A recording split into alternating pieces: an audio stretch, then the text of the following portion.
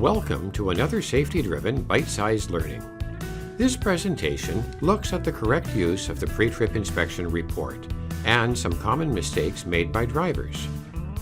Roadside enforcement, like any job, has its many frustrations, but one of the biggest is when an officer is given a signed pre-trip report that states, "No defects found," and yet an obvious out-of-service defect is right in front of their eyes. The driver can be looking at a substantial fine, expensive downtime, tow charges, and, if involved in an accident, possible liability. All this is preventable in the yard by performing a proper pre-trip inspection. So let's look at the correct use of a trip inspection report.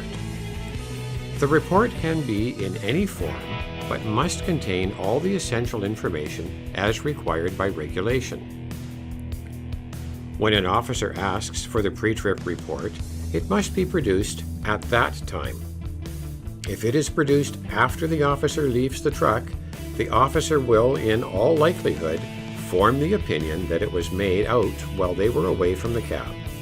This can result in a ticket for no trip inspection report.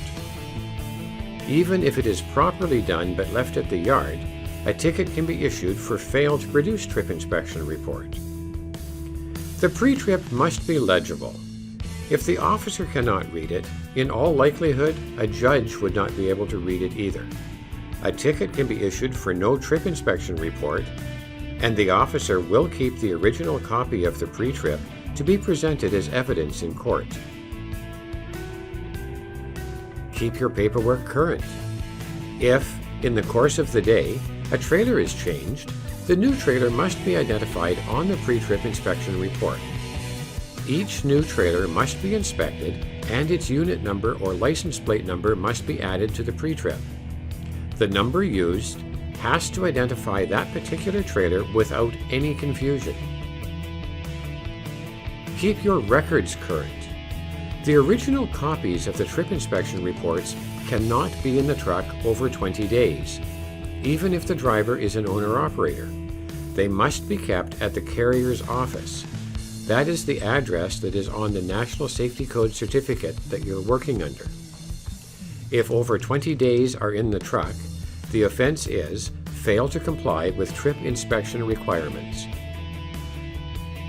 Complete your pre-trip report before you leave. When your vehicle is pulled over by an officer, do not get caught with a pen in one hand and your pre-trip report in the other. Maintaining professional records and reports is not just the law, it's part of being a professional driver. For more information and resources, check our resources page at www.safetydriven.ca. Safety Driven, driven to improve safety.